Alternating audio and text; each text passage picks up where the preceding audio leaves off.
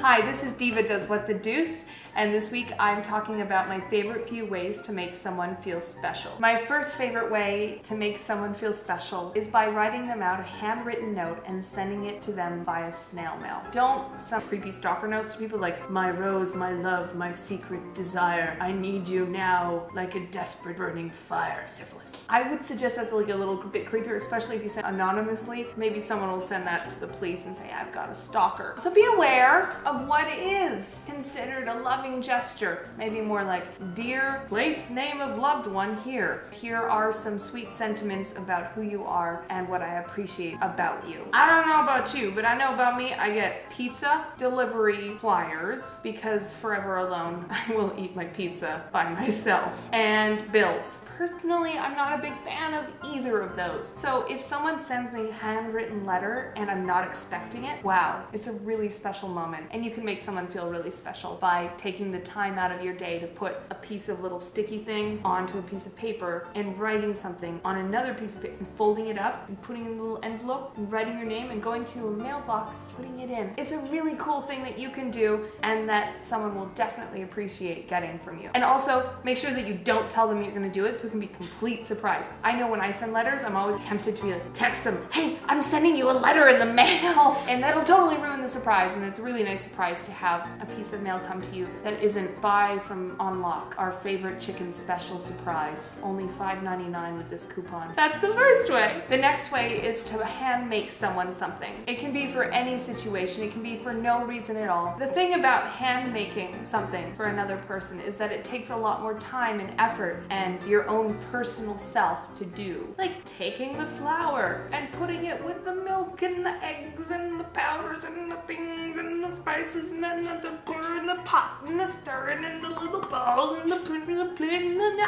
oven. Takes a lot, right? Compare that to like, drive to the store, grab the cookies, buy the cookies, bring them to the person. There's a lot less heart and soul in it. Now you don't have to make a cookie, you can make anything you want. But I would say there's some gifts that you maybe don't want to make for people. I don't think I would necessarily appreciate if someone took all their old hair, gathered it up and made it into yarn and then knit together a creepy hair sweater. That would be creepy. Yeah, you could knit them a scarf, not out of your own human hair, maybe out of yarn that you got from somewhere. Who knows what it is, but I know that when someone hand makes something for me and puts that time and effort into something, it means all the more to me. And it's a very special thing to do for a special person that you adore.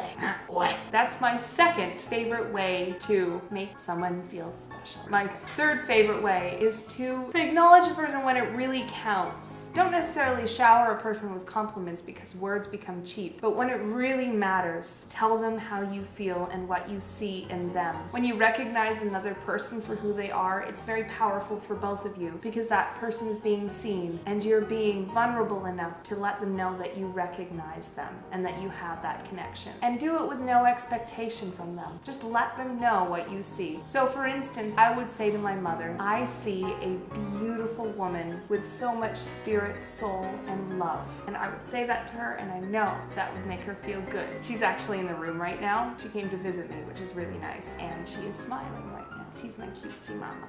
I love her dearly. In those moments, it means so much more if when you do it, it counts. Now, it doesn't mean that you never do it. It just means that when you truly feel it, give it, and that person can receive it. And it's a really beautiful and special thing. Of course, another way to make a person feel special is if they have a big event or something or some big change in their life, show up for them when it matters a lot to them because that will be remembered. For instance, speaking of my mother, she came down to watch me in a play down here in LA. 2 plays actually. And I appreciate it and it means a lot to me. I will never forget it. So when she's old, decrepit, and dying, I will surely be finding her a better senior's home than the ones I would have previously. No, I'm just kidding. I won't put her in a senior home. I'll put her in an ice floe. I'm just kidding. I love her so much and I appreciate all of you and I hope that this helps you appreciate the ones you love because sometimes we forget. And so I say, love the ones you love while you still can because those are the people that enrich your life the most. This has been this week's Deva Does What the Doost. If you have any suggestions of what you'd like to hear about, let me know. Check out What the Doost again. Check out my YouTube channel, Deva Does. Thank you all.